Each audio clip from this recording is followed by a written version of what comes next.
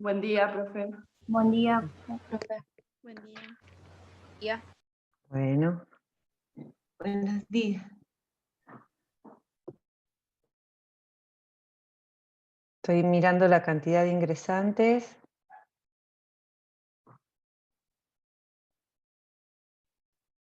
Me pusieron de host. Bueno. ¿Cómo están?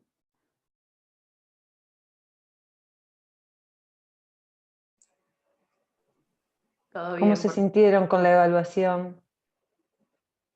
Bien, bien. ¿Quién dijo bien, bien? Natalia. Yo. Sí. ¿Les resultó dificultosa? Camila. Había que pensar. Sí, profe, un poco dificultosa, sí. ¿Sí? En razón del tiempo, más que nada. Quizá nos pareció a la mayoría como que una hora fue muy poco o muy ajustado. Aún Y cuando faltó tienen los materiales a el mano, tiempo. aún cuando tienen los materiales a mano y la posibilidad y la disponibilidad del material, ¿les parece poco el tiempo? Magdalena. Habilita el micrófono. En un momento sí, a pesar de que había puesto el celular con horario y todo para poder revisar, de pronto se me desapareció la pantalla y me pegó un susto bárbaro que no sabía si te había terminado todo. Bueno, No todos, no creo que todos tengamos todo a mano como para poder decir que el tiempo no alcanza. La prueba está que el último día que tuvimos con vos, que tuvimos los ejemplos, tardamos bastante. era lo que yo pensaba, por eso en el recuperatorio se decidió cambiar un poco el esquema y poner algunas preguntas de desarrollo y algunos verdaderos falsos, justificar más que casos, porque la evidencia revelaba que cuando hicimos el práctico nos llevó 1 hora 45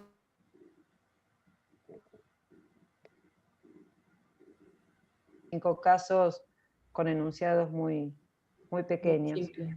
Bueno, la segunda parte quizás sea diferente, quizás haya una evaluación oral. Así que vamos a ver cómo, con la cantidad de estudiantes que han quedado, si podemos llevar adelante una evaluación oral. No sé si el parcial o el recuperatorio, pero una de las instancias va a ser oral. Bueno, damos comienzo al tema de hoy. Nos toca ver recurso de apelación concedido libremente, es decir, el punto 4 del programa. Sí, el punto 4 del programa. Con respecto al punto 1 y 2, ¿ustedes recibieron material por escrito? Es decir, hay material en el Classroom disponible del doctor Méndez.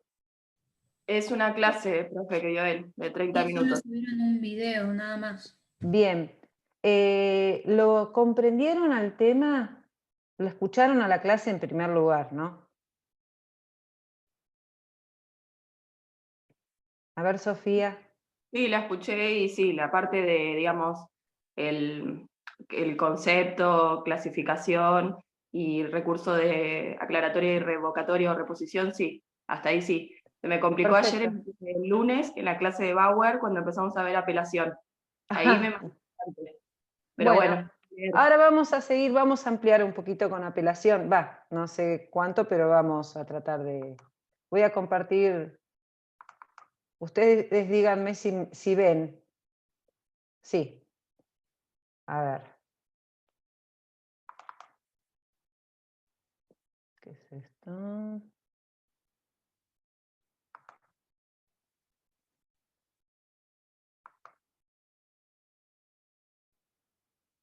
Bueno. nosotros vamos a ver, como les dije, el recurso de apelación concedido libremente. Con respecto al recurso de apelación, nos vamos a volver a ubicar en esto que es de real importancia, que lo comprendan. El recurso de apelación, ustedes ya saben el concepto, entiendo que lo tienen asimilado al concepto de lo que es el recurso de apelación, por eso no voy a entrar a definirlo nuevamente. Pero lo importante es que tengan en cuenta esta filmina, porque de acá parte lo que luego van a tener que cargar con conceptos. En primer lugar, lo que tenemos que saber es que el recurso de apelación tiene dos modos de concesión. Se puede conceder en relación o libremente. En relación es para todas las resoluciones, excepto para las sentencias definitivas de los procesos ordinarios y sumarios. Entonces, de acá se desprende que el recurso de apelación concedido libremente únicamente va a ser para sentencias definitivas dictadas en procesos ordinarios o sumarios. ¿Con qué efectos se concede el recurso de apelación? El recurso de apelación se concede con efecto suspensivo, que es la regla. Eso significa que se suspende la resolución dictada por el juez de primera instancia hasta tanto resuelva la Cámara.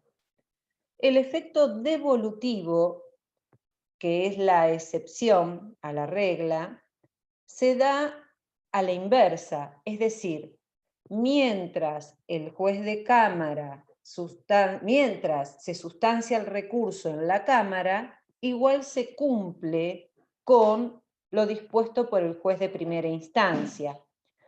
Eso se da en muy pocos casos y tiene su razón de ser.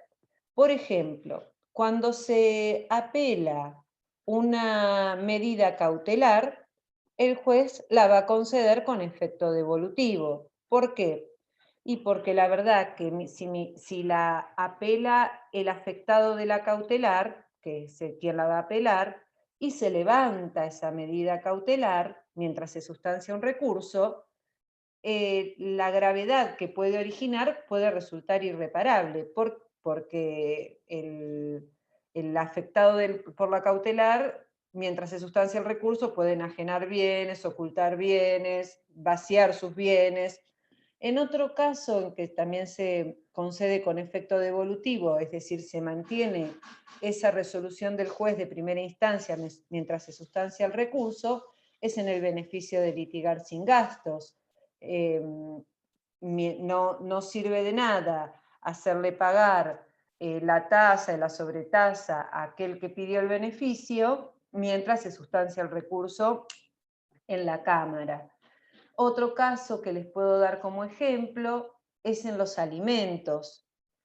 Cuando se establecen alimentos provisorios y los apela el alimentante, mientras se sustancia el recurso, esos alimentos se siguen pagando al alimentado por el carácter que tiene la prestación, es decir, el carácter alimentario.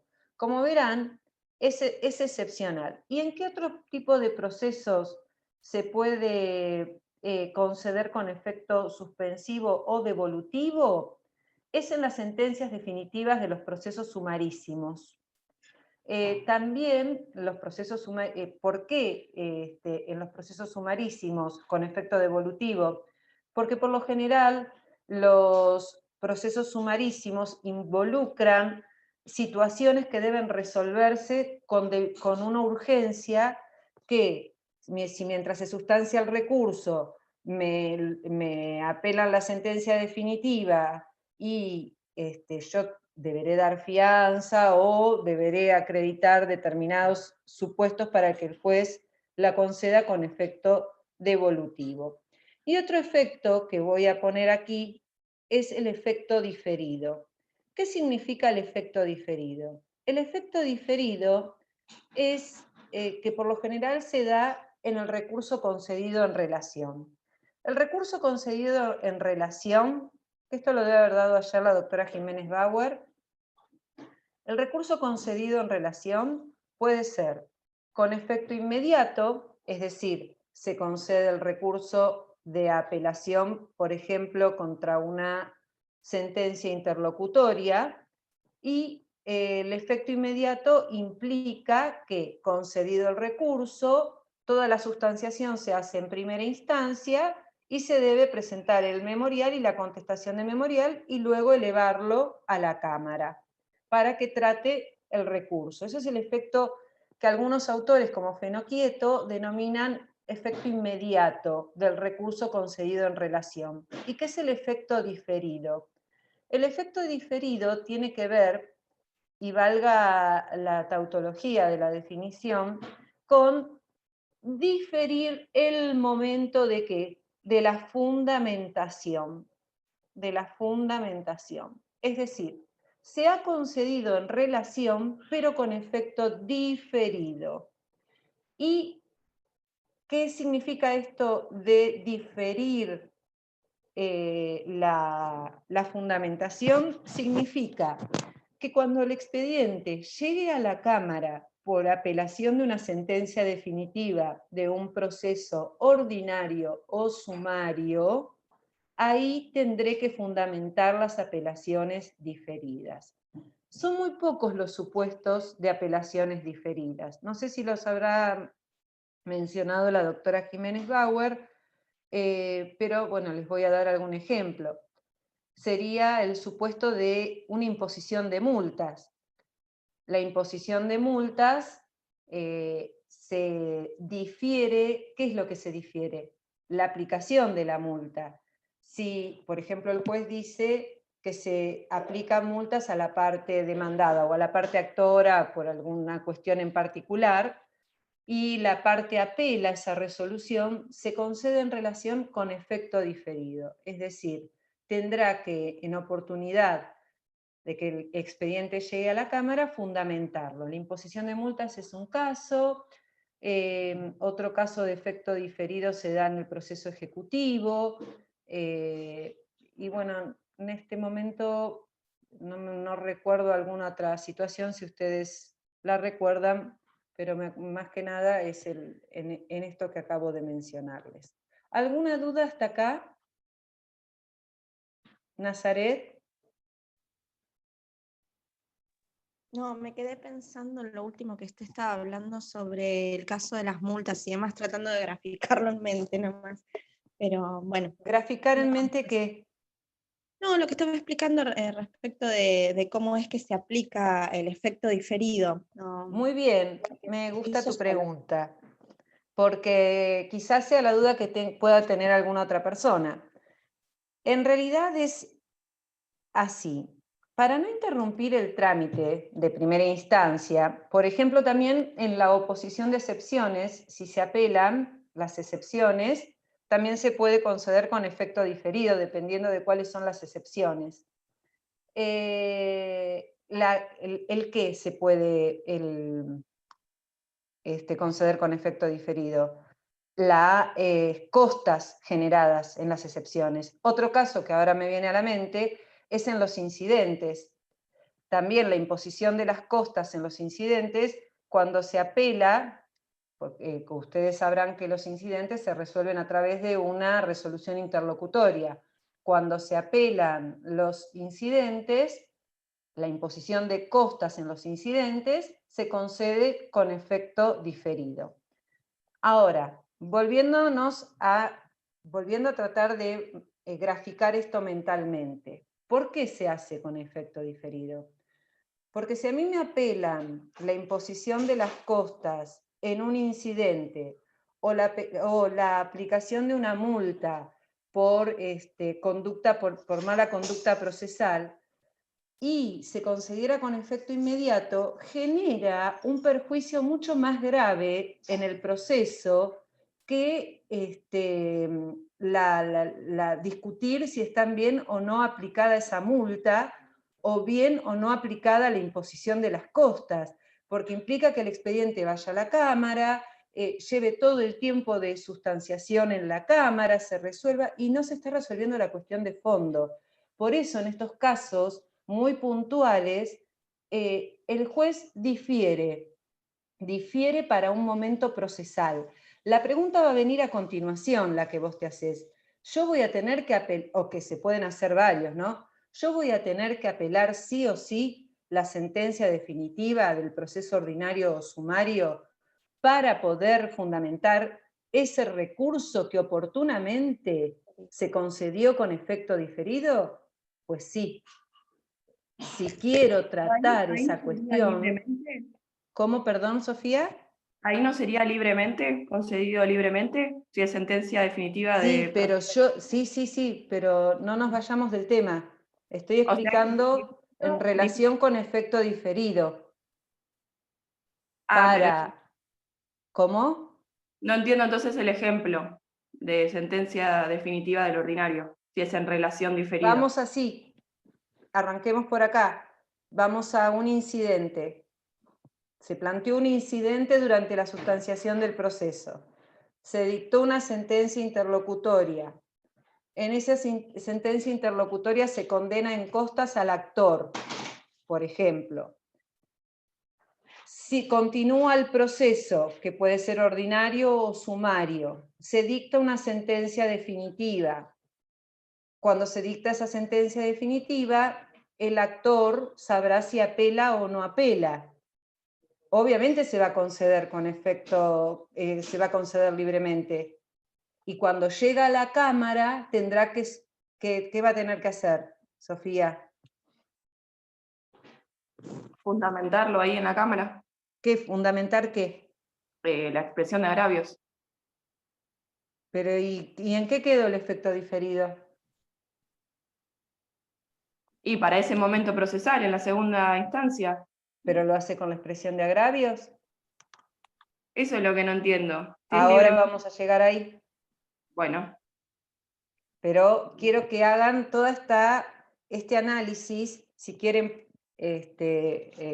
ponerlo como ejemplo, lo que acabamos de conversar, lo pueden hacer porque es como vamos a llegar a la Cámara y fundamentar esta apelación diferida, concedida en relación con efecto diferido. Bueno, ahora avanzamos. Estaba anotando quiénes estaban presentes.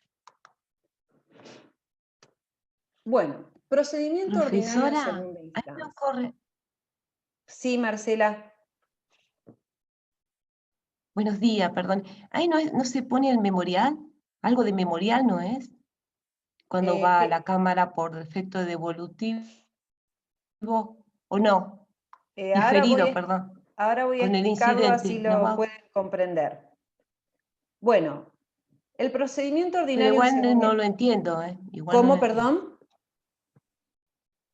Igual no lo comprendo bien cómo es esa llave, ¿Cuál ese de juego todas? libremente.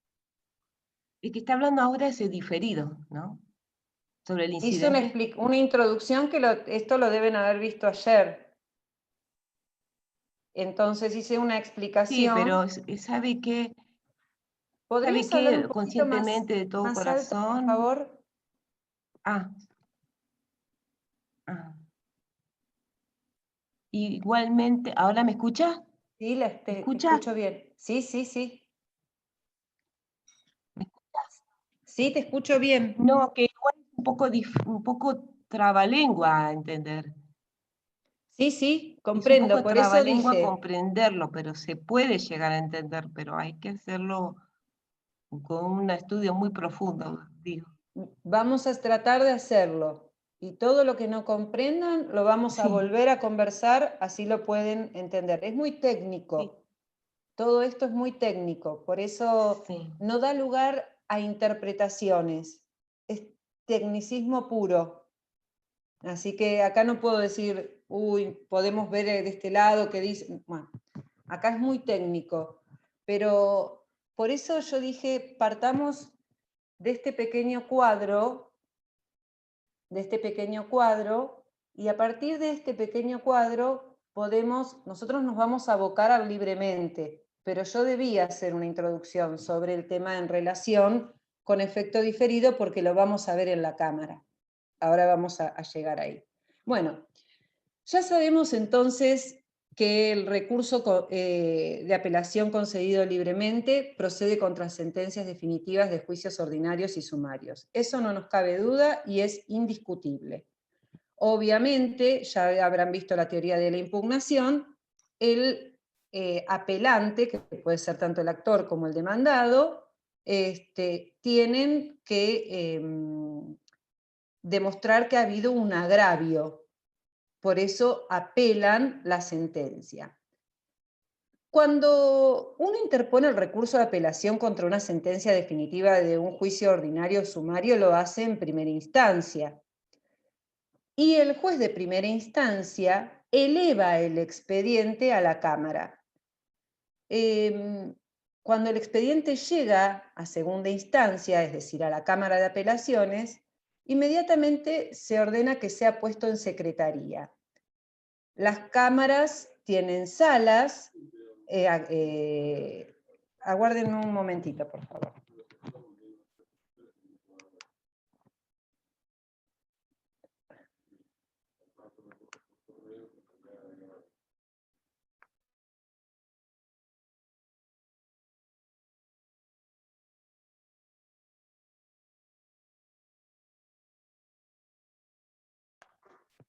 Tengo el resto de la familia dando vueltas por la casa y me interrumpe. Bueno, entonces llegado el expediente a segunda instancia, se va a ordenar que sea puesto en secretaría. Les estaba diciendo que la Cámara tiene salas. Si el expediente ya fue remitido en alguna oportunidad a la Cámara, va a volver a ser, no va a ser necesario que se sortee la secretaría o la sala en la que va a quedar radicado, sino que va a volver a la misma. Es decir, si ya en alguna oportunidad fue a la Cámara. Una vez que se notifica la radicación en la Cámara, el litigante, esto es muy importante porque hubieron algunas fallas con este tema, puede recusar con expresión de causa a alguno de los magistrados. Como verán, dice el litigante puede recusar con expresión de causa a alguno de los magistrados. ¿Por qué remarco esto? Y es un paréntesis nada más porque ya pasó. Hubo un ejemplo en el examen donde el abogado había tenido un problema con el juez y la pregunta era si podía recusar y muchos dijeron que sí, que podía hacerlo con expresión de causa. Y el abogado, si se peleó con el juez, no puede recusar con expresión de causa, solo el litigante. Esta notificación... Sí. No, disculpe, era algo del parcial también. A mí justo me tocó una pregunta así del tema de la recusación con causa, pero me tocó en el caso de un interdicto, que al ser proceso sumarísimo no puede haber recusación. Claro. Pero yo no sabía ni lo que era un interdicto. Entonces fue como, yo dije, bueno, lo tomé como que sí podía ir. Claro. Entiendo la situación y también esa situación fue planteada en una pregunta que tenía que ver con sentencia definitiva o un requisito que había que cumplir previamente. Pero bueno, no la hice yo la pregunta. Pero sí, entiendo que era un proceso sumarísimo. Y no sé si no vieron procesos sumarísimos las diferenciaciones. Claro, bueno, no. Esta notificación, una vez que el expediente queda radicado en la Secretaría, se va a notificar a las partes donde recayó el expediente y va a dar inicio para la presentación de la expresión de agravios. El apelante deberá expresar agravios dentro del plazo de 10 o 5 días, según se trate de un proceso ordinario o sumario. Hasta acá no hay ninguna complicación. Ahora vamos a hacer un análisis del artículo 200. Entiendo que no hay ninguna dificultad. Si ustedes consideran que hay alguna, me lo dicen, porque el artículo que viene con posterioridad es el que nos indica todo el trámite que debe realizarse en segunda instancia. Y es ese al que nos vamos a abocar más que nada. que es el artículo 255. Bueno, una vez la actividad procesal del apelante luego de la concesión en forma libre del recurso. Esto es lo que tiene que hacer el apelante. Acá viene algo de lo que venimos arrastrando de la primera filmina. Dentro del 5º día de notificada la providencia de que el expediente ha sido puesto en secretaría, las partes deberán en un solo escrito hacer todo lo que viene a continuación. Fundamentar los recursos concedidos con efecto diferido. Acá viene ese ejemplo que yo traía de esta llave que dijo Marcela, de la primera instancia a la Cámara. Es decir, esta va a ser la oportunidad procesal para fundamentar ese recurso concedido en relación con efecto diferido. Que nada tiene que ver esta fundamentación del recurso concedido con efecto diferido, nada tiene que ver con la expresión de agravios de la sentencia de fondo recurrida. Son dos fundamentaciones distintas. Una, y como verán, en el proceso ordinario está bien diferenciado, porque yo tengo 5 días para fundamentar el recurso concedido con efecto diferido y tengo 10 días para presentar la expresión de agravios. La confusión puede venir cuando el recurso se trata de una sentencia, definitiva de un proceso sumario. Ahí puede venir la confusión, ¿por qué? Porque coinciden los plazos para la fundamentación del recurso concedido con efecto diferido y para la fundamentación de la expresión de agravios. Como consejo profesional, en mi caso particular, yo lo hago con 2 escritos distintos, porque la expresión de agravio es muy técnica y ya nos vamos a abocar a la misma. ¿Qué tengo que hacer también dentro del 5º día? Solicitar la apertura a prueba que ha sido denegada en primera instancia o declarada negligente.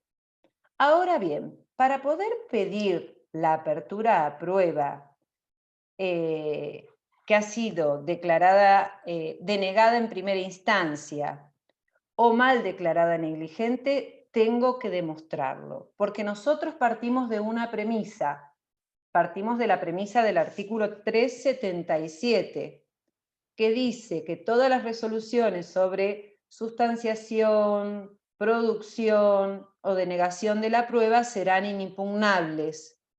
Y con respecto a la declaración de negligencia, la resolución se notifica a Ministerio Legis porque la misma no puede ser recurrida. Solamente puede replantearse la prueba o puede pedirse la apertura a prueba siempre que demuestre lo que acabo de mencionar, que ha sido mal denegada o que ha sido mal declarada negligente. Por ende, a la parte que solicita la apertura a prueba en segunda instancia, le pesa la carga de demostrar lo que acabo de mencionar. Y lo dice el último párrafo de este artículo 255, no me acuerdo si inciso segundo. Puedo presentar nuevos documentos que no he podido acreditar en primera instancia, porque ustedes vieron que los nuevos documentos, uno tiene tiempo material para acreditarlos hasta que el auto de autos para sentencia quede firme. Si ese nuevo documento yo lo pude tener en mi poder o llegó a mi poder con posterioridad a esa etapa, puedo pedir la apertura a prueba en segunda instancia y acreditar ese nuevo documento, que tiene que tener las particularidades del nuevo documento. Puedo pedir confesión en segunda instancia sobre hechos que no han quedado claros o sobre hechos que no se es decir, sobre hechos que no se pudieron acreditar en primera instancia. Y puedo acreditar un hecho nuevo, la acreditación de un hecho nuevo. Vieron que para acreditar un hecho nuevo yo tengo que alegarlo dentro del plazo, de acuerdo al artículo 363 del Código de Procedimientos, yo tengo que alegar ese hecho nuevo dentro de los 5 días de notificado el auto de apertura a prueba. Y si no lo hago en esa oportunidad, ya no tengo otro momento procesal para hacerlo, porque también el código es muy estricto con esa cuestión, para no dilatar el proceso. Entonces, si ese hecho nuevo es relevante y el juez no lo tuvo en cuenta como un hecho sobreviniente, mi oportunidad procesal para alegarlo va a ser en segunda instancia, dentro del plazo de los 5 días. ¿Hasta acá me siguen? ¿Sí? Marcela, que estabas ahí con... Sí, perfectamente, doctora. ¿Entendiste lo de la llave? Que me gustó la palabra.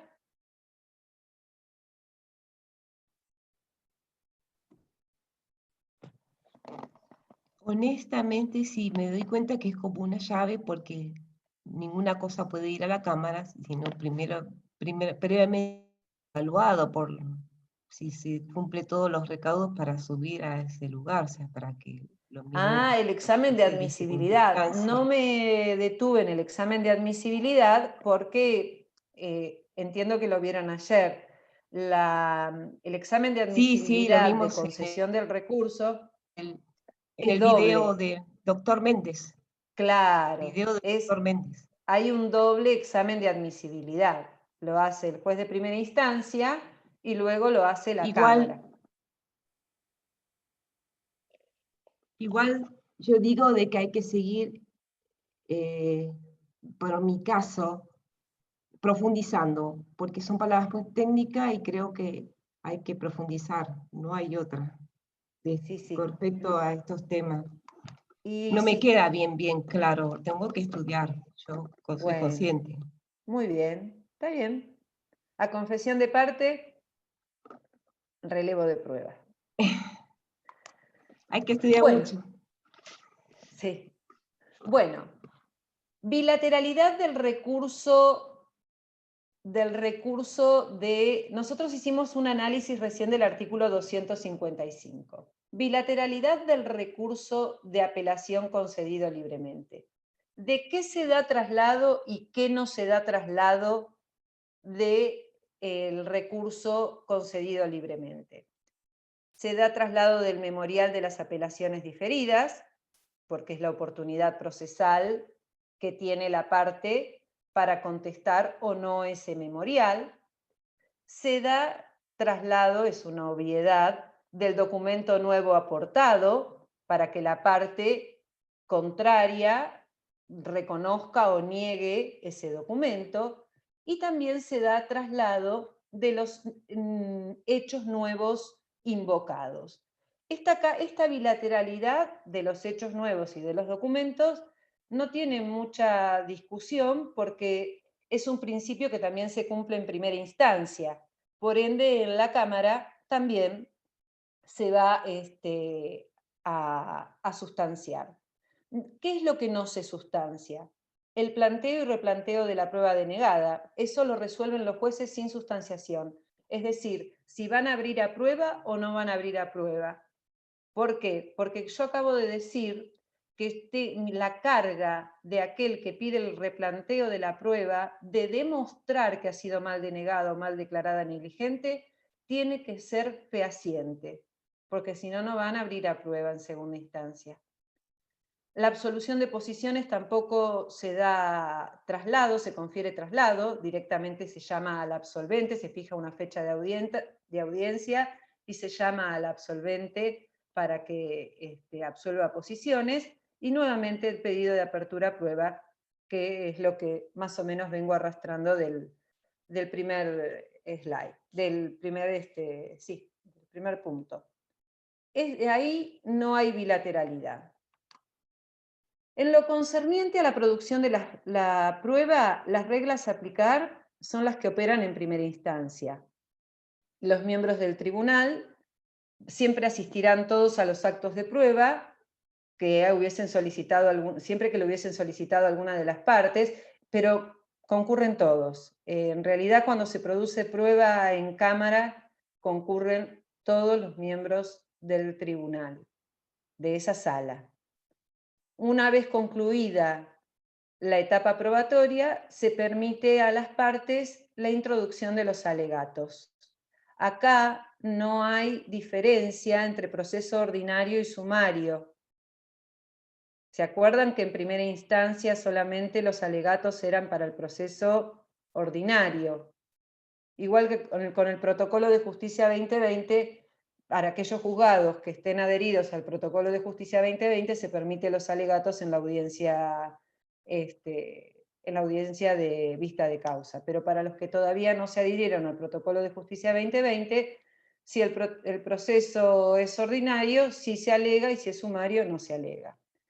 Todavía coexistimos con esta cuestión. El plazo para presentar el alegato es de 6 días. Bien. Hasta acá lo importante para el apelante, tanto la confección como la presentación de la expresión de agravios. Esto es fundamental y es muy, pero muy técnico. La expresión de agravios, acá debo decir que el artículo 260 del Código de Procedimiento Civil y Comercial trae una definición de lo que es la expresión de agravios. El concepto lo trae el artículo 260. Es una carga para el apelante.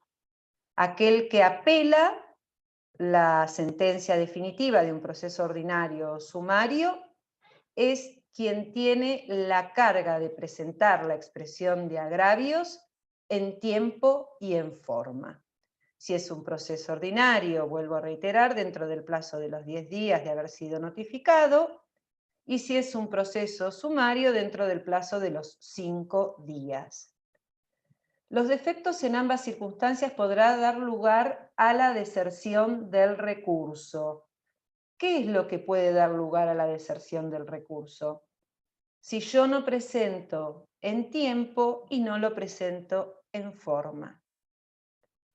Entonces me van a tener por desierto el recurso. Con el tiempo no hay inconveniente, se entiende claramente de los tiempos a los que estamos refiriéndonos. Ahora vamos a ver la forma, que es muy importante. ¿Y qué implica que me declaren desierto el recurso? Implica que voy a cargar con las costas e implica la posibilidad de revisar esa sentencia. Entonces, ¿qué va a traer aparejado? Que va a quedar firme la sentencia dictada por el juez de primera instancia. Entonces, la deserción del recurso, explicarle a mi cliente que me han declarado el desierto el recurso porque no lo presenté en tiempo o en forma, y es algo delicado, voy a tener un problema con el cliente. Bueno, la forma es por escrito, pero el tema es el escrito. El escrito de esa expresión de agravios debe contener una crítica razonada y concreta de todas y cada una de las partes del fallo que yo considero que el juez se ha equivocado.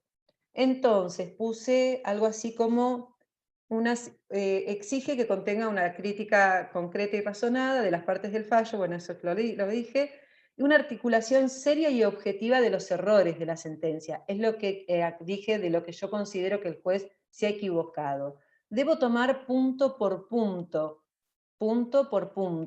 y una demostración de los motivos para que esa sentencia sea considerada contraria, para considerar que la sentencia es contraria a derecho. Por ende, cuando yo digo es una crítica concreta y razonada, me estoy refiriendo a que no puedo hacer mención así a fojas del expediente, de manera generalizada, sino que de esa sentencia que el juez ha dictado en primera instancia, yo tengo que tomar cada uno de los puntos y decir que el juez se ha equivocado al momento de considerar la aplicación de las costas en virtud, no, las costas no, vamos a otro tema, a ver, del vencimiento, ahí miren, el vencimiento parcial y mutuo, de haberme tenido por vencida parcialmente o haberme denegado o haberme, no haberme dado lugar a la reconvención en su oportunidad, y tengo que mencionar punto por punto y demostrar por qué yo me considero agraviada. Lo que quiero mencionar, o lo que quiero hacer referencia, es que no puede ser un escrito común donde yo haga referencia a partes del expediente, sino criticar ese punto por punto. Si tuviese que hacer una analogía con otro instituto o con otra etapa procesal, la haría con la contestación de la demanda. Vieron que ustedes, estoy haciendo una analogía cuando digo tomo punto por punto. Vieron que en la contestación de la demanda ustedes tienen que negar categóricamente todos y cada uno de los puntos, y que no sirve la negativa general o la negativa que no dé lugar al hecho concreto. Entonces, es una analogía para que ustedes puedan graficar en su cabeza qué es esta crítica razonada y concreta y qué es esto de tomar punto por punto. Más o menos para que vayan entendiendo de qué se trata. Vamos a tratar voy a tratar de subirles una expresión de agravios para que vean cómo se toma esos puntos de esa crítica razonada y concreta. Si el juez observa que esa presentación carece de estos recaudos que establece el artículo 260 del Código de Procedimientos, me puede declarar desierto el recurso. Por eso dije en tiempo y en forma. ¿Hay que dar traslado de esa expresión de agravios? Sí, hay que dar traslado por el plazo de 10 días o de 5 días al apelado. El apelado puede o no contestar la expresión de agravios. Dice acá, puede o no contestar en el plazo pautado. Ahora vamos a ver qué sucede. Bueno, lo que sucede es lo siguiente. Incumplimiento de las cargas del apelante. Presentación en tiempo, se declara desierto. Si no presenta en tiempo, se declara desierto el recurso. Y si no presenta en forma, queda firme la sentencia de primera instancia. Una sentencia atacada. Eso no tiene mucha dificultad, pero es importante que lo tengan en cuenta. Son cargas para el apelante. Y este incumplimiento le trae aparejada la imposición de las costas. Conclusión de la causa en segunda instancia. El juez va a revisar la presentación de la expresión de agravios y eventualmente su contestación. Artículo 263, sorteo de la causa. Ya dije que la causa se sortea, es decir, llamamiento de autos y sorteo de la causa. La causa se sortea siempre y cuando no tenga radicación de sala. Si ya tuvo radicación de sala, va a la misma sala. Si no, hay que sortear en la sala que va. ¿Cuándo llama autos para sentencia a la Cámara? Una vez que ya se venció el plazo para presentar agravios, y va a valorar la presentación de la expresión de agravios y la contestación.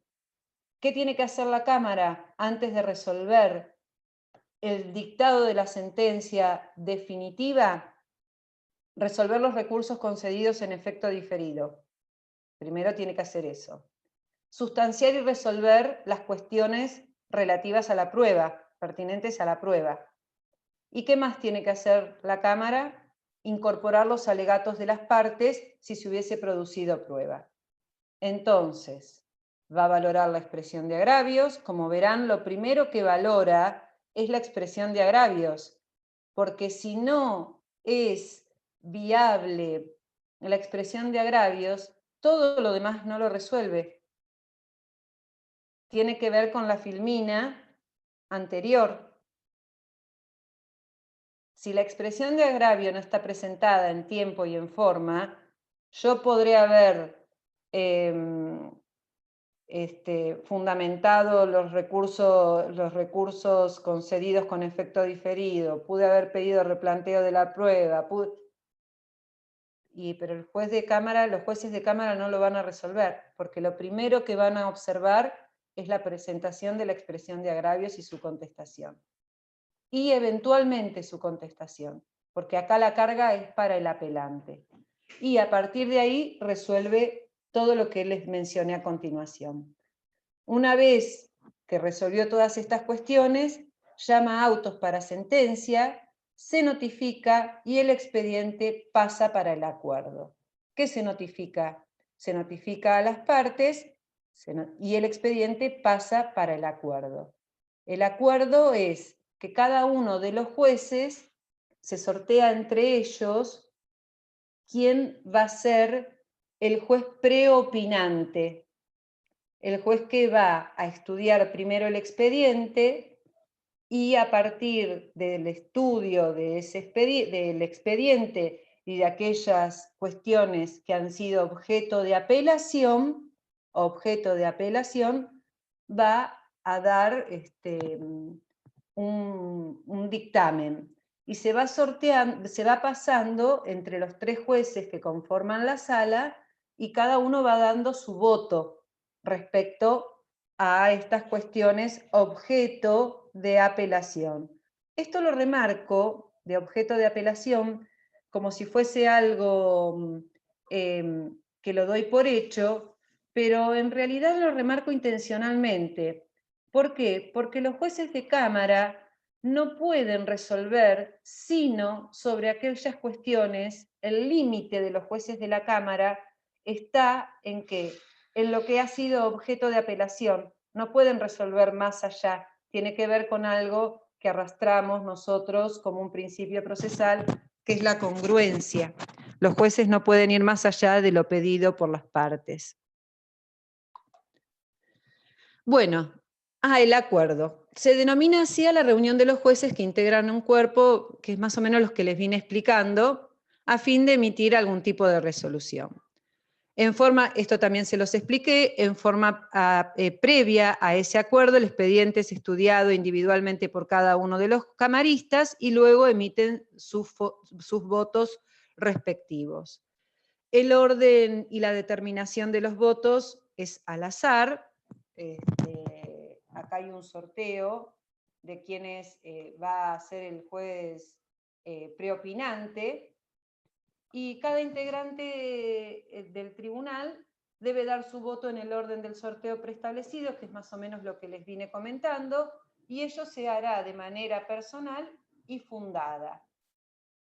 Esto es muy importante porque se distingue de la sentencia del recurso concedido en relación, porque la sentencia del recurso concedido en relación, el voto es impersonal y acá el voto es individual.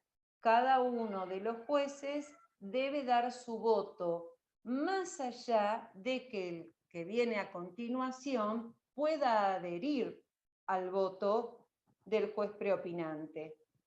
Pero debe fundamentar por qué adhiere. Obviamente, para tener un fallo de cámara, debe haber una mayoría para que pueda haber una sentencia de cámara. Ahora, si los 3 jueces no estuviesen de acuerdo, eso sería un poco concluida. La deliberación de los jueces se volcará en un texto definitivo de sus votos en la sentencia. Es decir, siempre la sentencia de Cámara va precedida ¿de qué? Del acuerdo previo, que es ese voto que cada uno de los jueces toma.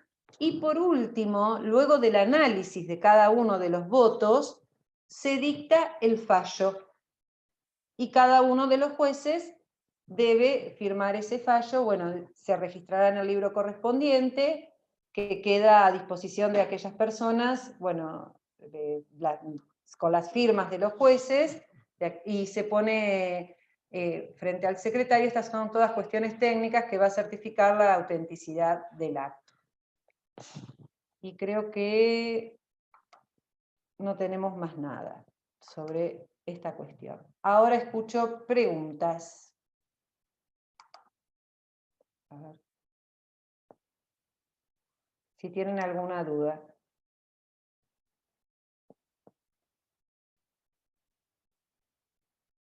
¿Tienen alguna duda? ¿O son muchas y...? Profe, yo tengo una duda. Sí. Sofía. Estaba Sí. viendo el código y el efecto diferido y el devolutivo aparecen solamente en apelación en relación. Y después, el otro efecto, el diferido, aparece después acá en el procedimiento de libremente. ¿Tiene algo que ver o pueden ser los 3 efectos en cada una de los tipos de apelación? Yo voy a hacer una pregunta con motivo de tu inquietud, que está muy buena. Si ustedes, vamos al caso del que hemos partido. Melanie, ¿podés habilitar la cámara, por favor?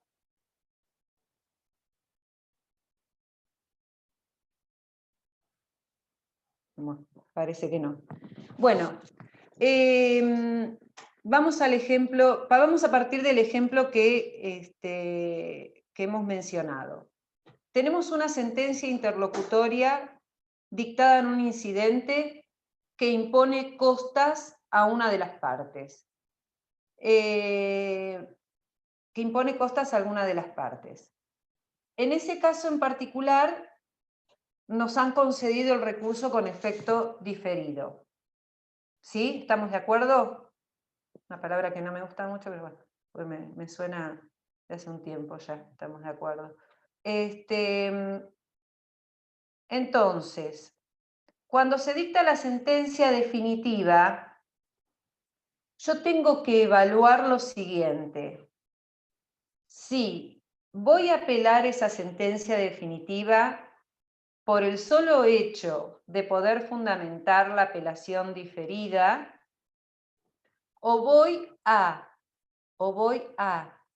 apelar esa sentencia definitiva porque realmente me causa un agravio.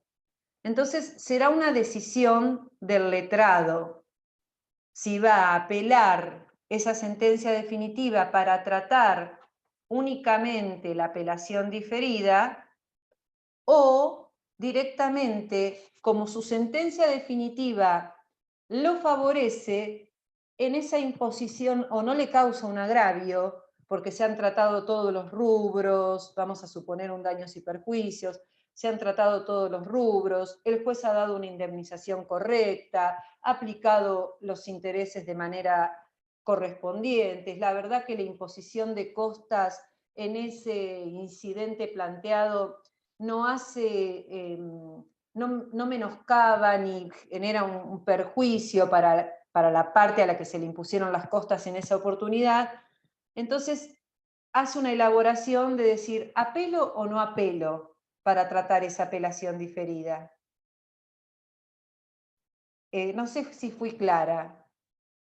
Caso contrario, vamos a suponer que yo diga, no voy a apelar la sentencia definitiva. Me olvidé, pasaron tantos años que me olvidé de la apelación diferida. Me olvidé.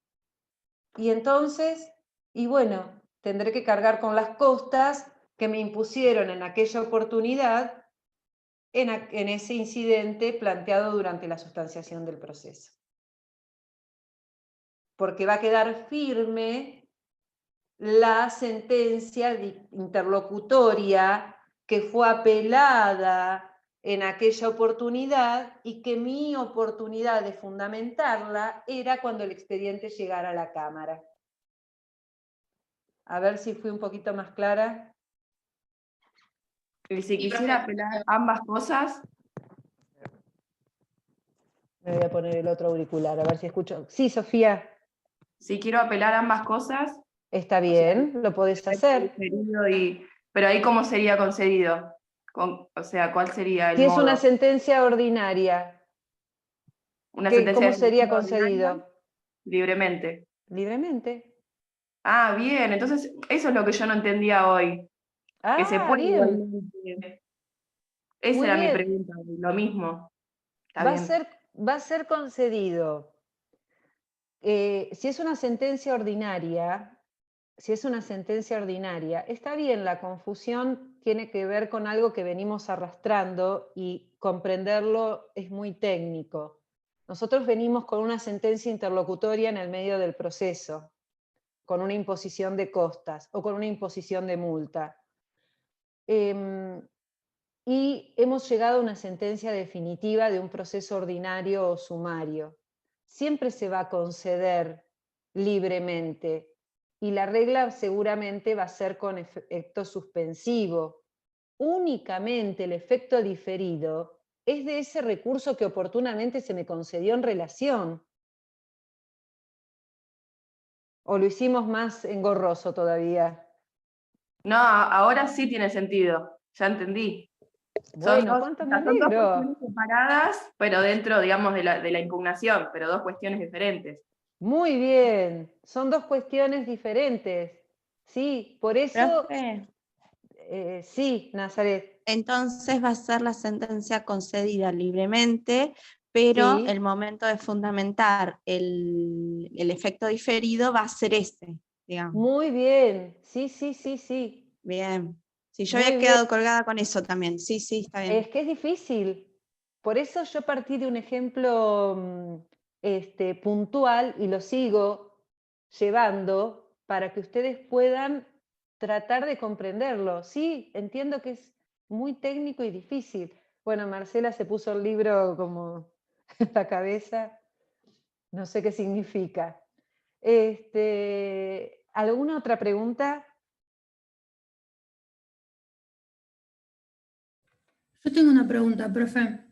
Sí, Erika. Como en segunda instancia, cuando está en la Cámara, se puede abrir otra vez la causa prueba, Sí. puede ser que haya hechos que van a quedar probados que no estuvieron en primera instancia. En ese caso, si yo creo que no es conveniente seguir con el proceso, con el recurso, ¿se puede hacer un modo normal de determinación? ¿Puedo hacer una transacción? ¿En segunda instancia? Claro, al abrirse la causa prueba, capaz que se prueba un hecho que yo no tuve en cuenta y digo, ahora no me conviene seguir con el proceso. Ujú. Es muy buena tu pregunta. Ahí habría que ver qué postura tiene la Cámara, si les permite a las partes arribar a algún tipo de acuerdo y luego dictar su sentencia. Pero en virtud de que la apertura a prueba es excepcional en Cámara, no es un hecho habitual, porque la Cámara, si bien es un tribunal de alzada, no va a revisar todos los actos procesales realizados en primera instancia. Entonces, es muy, muy puntual. Habría que ver qué criterio tiene la Cámara. No creo que permita. Es muy buena tu pregunta.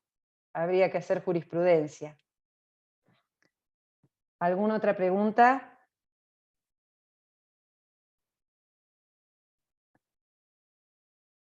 ¿No? Quedó de todo ese... vamos a seguir, vamos a seguir con estos temas. Creo que ayer vieron también recurso de queja por denegación de recursos ordinarios. bueno, por ende no voy a dar recurso de queja por apelación denegada porque lo vieron ayer. Entonces es como, era lo que tenía que dar. Si les quedó alguna duda sobre recurso de queja por apelación denegada, me lo preguntan.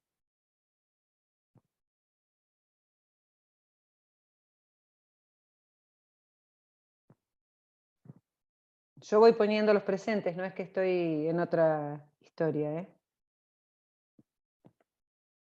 Miren el código, pregunten lo que consideren pertinente, si quieren algún ejemplo.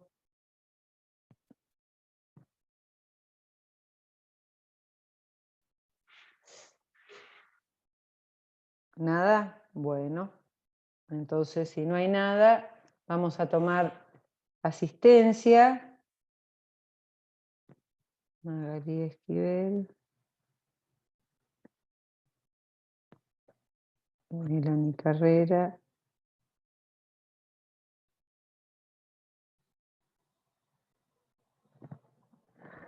Romina Ochoa.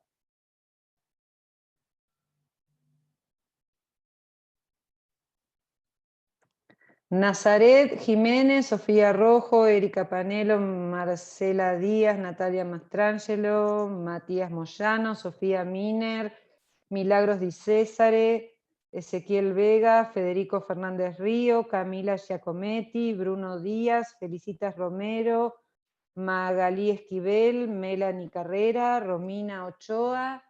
¿Y quién me estaría faltando? Ah, Luciana Gigliotti. Florencia Riopedre.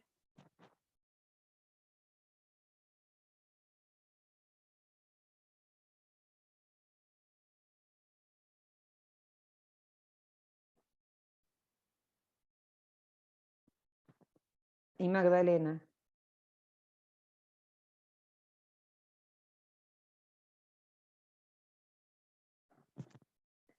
A ver, ¿quién más me falta? El próximo tema que yo voy a dar, ya te puse, Flor, el próximo tema que yo voy a dar es un poco más complejo aún, lamentablemente. Voy a dar recurso extraordinario de inconstitucionalidad, la próxima clase.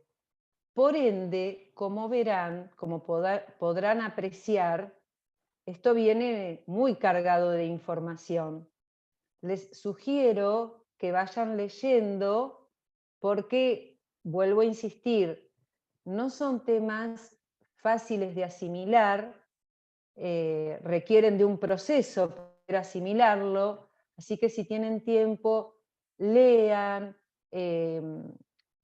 Yo les sugiero material que lo voy a subir también al Classroom para que lo tengan, para que no solamente tengan el PowerPoint, sino también algo de material por si no tienen acceso. Porque piensen que mañana van a arrancar con recursos extraordinarios provinciales. Es decir, pasan de recursos ordinarios a recursos extraordinarios provinciales y ya la semana que viene estamos en recursos extraordinarios federal. Así que esto viene, y después viene cada uno de los procesos en particular. Les sugiero que vayan leyendo, porque si la primera parte quizás se les hizo un poco compleja, esta segunda ya ustedes están cansados, estamos sobre fin de año, venimos con este sistema arrastrándolo, que bueno, de mi parte extraño la presencialidad, el aula es mi lugar, y creo que y es el de ustedes también, así que vayan tratando de leer, y todas las preguntas que tengan, háganlas ahora, no duden en hacerlas, porque realmente a veces uno dice, estaré por preguntar algo que es una pavada, pero no, realmente si la duda la tienen, es el momento para aprender. Porque si yo estoy tratando de darles este tema, es porque parto de la base de que ustedes no lo conocen. Entonces, tengo que tratar de explicárselos de manera tal que puedan comprenderlo, puedan asimilarlo. Yo sé que en 40 minutos, 45 minutos no es fácil asimilar un tema tras otro, pero por eso les digo, traten de tener la lectura periódica. Sé que están con varias materias, pero traten de mantener una lectura periódica. A ver si me falta alguno de los participantes. Bruno... No. Bueno, nos vemos el miércoles que viene. Les subo el material ahora y cualquier duda que quede respecto a este tema lo charlamos la clase que viene. Que tengan un buen día. Chao, hasta luego. Gracias. Chao, chao. Igualmente, gracias. Igualmente. Chao.